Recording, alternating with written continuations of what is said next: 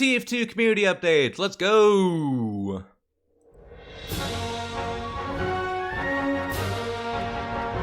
Robotic Boogaloo is widely considered the first community update. Rewind to 2013, and the update drops, and the results are predictable. The standard for community updates was that of regular TF2 updates, so when every TF2 player logged onto the game, all they found was a crate full of cosmetics. And that's it! To make matters worse, every hat in the crate sells for even less than the actual price of the non-robotic versions of the hats. So if you spent $2.50 on a Robotic Boogaloo crate key, congratulations! Unless you get insanely lucky, whatever you unbox will be worthless. Moving on to 2014, and the End of the Line update is released. End of the Line was started by an SFM animator named McVie, who set out to make a short film animation. Now, Valve got wind of this and approached him and his team to create a community update. In the past, most community updates were only small, only adding a few weapons and hats into the game. Come December 8th, 2014, and the update added a new cosmetic crate, a taunt, and a few new weapon reskins. One weapon reskin, as well as a useless leaderboard system, which you had to pay for. Yeah, that was fun.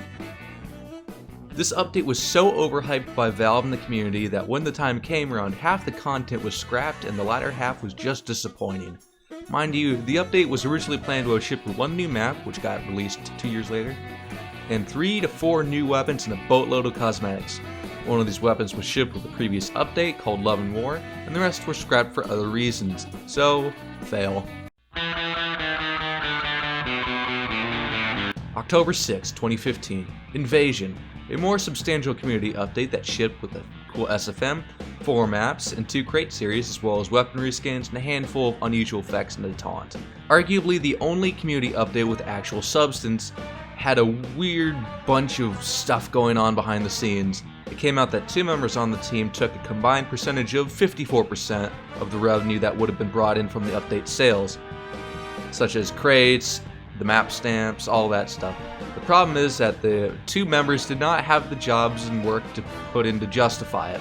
One of the 2 members actually caused the update's delay, as well as Valve, mainly for missing the deadline on the community webpage and not having it finished, and Valve for not finishing assets on Watergate at the time.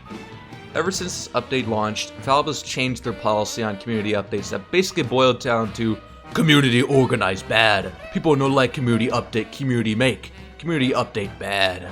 And here we are today. Frontline was planned to be the next big community update, with notable talents such as No Names Left, aka Crash, and Hippo being notable figures in the update, with Crash being the most vocal about map development, which was the real meat of the proposed update.